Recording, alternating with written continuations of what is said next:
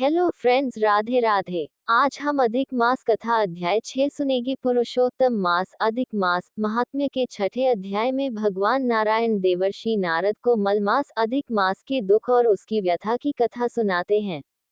यह अध्याय हमें सिखाता है कि जब कोई पूरी दुनिया द्वारा ठुकरा दिया जाता है, तब भी भगवान की शरण में जाने पर उसका कल्याण निश्चित है।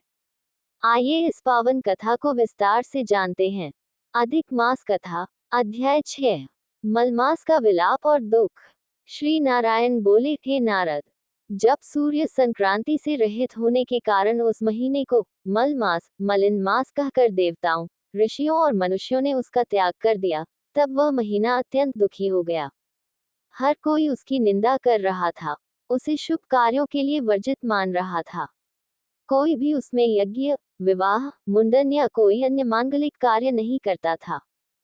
संसार भर से दुत्कार पाकर मलमास अत्यंत उदास और चिंतित हो गया। वह सोचने लगा, मैंने ऐसा क्या पाप किया है कि विधाता ने मुझे ऐसा बनाया। न मेरा कोई स्वामी है, न मेरा कोई नाम है और न ही मेरा कोई आदर करता है। इस जीवन से तो मृत्यु ही श्रेष्ठ है। वह लोक निंदा और अपने अपमान की अग्नि में जलने लगा।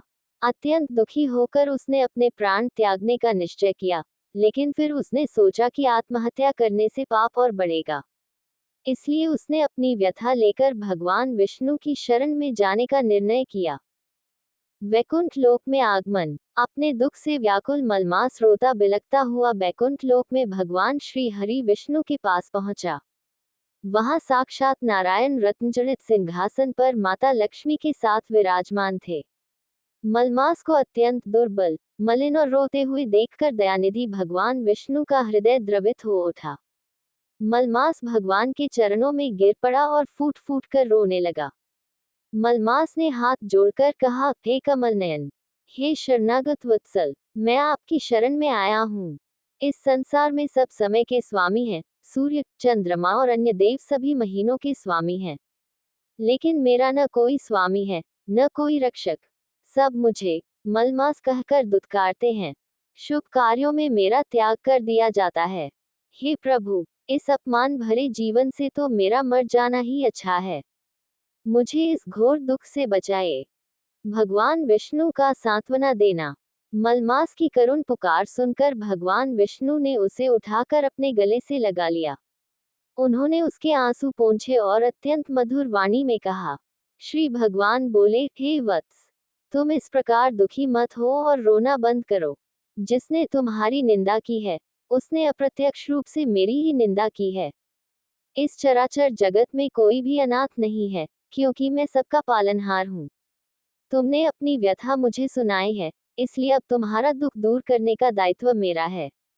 भगवान विष्णु ने आगे कहा, संसार तुम्हें अछूत और त्याज्य मानता है, लेकिन मैं तुम्हें सांत्वना देता हूँ। तुम मेरे साथ चलो, मैं तुम्हें स्वयं गोलोक लेकर चलूंगा, जहाँ परम पुरुष भगवान श्री कृष्ण विराजमान हैं। वे ही तुम्हारी इस समस्या का पूर्ण समाधान करेंगे और तुम्हें वह स्थान दिलाएंगे जो आज तक किसी भी मास या देवता को नहीं मिला। अध्याय 6 का महात्म्य और निष्कर्ष। इस अध्याय में भगवान विष्णु मलमास को सांत्वना देकर उसका हाथ पकड़ते हैं और उसे गोलोक ले जाने की तैयारी करते हैं।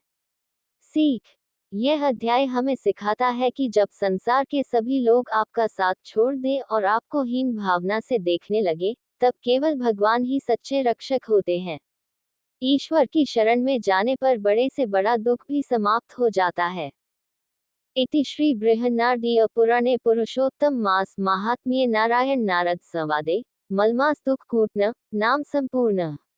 इस प्रकार अधिक मास महात्म्य का छठा अध्याय पूर्ण हुआ। भगवान पुरुषोत्तम और श्री हरि विष्णु की कृपा आप पर बनी रहे।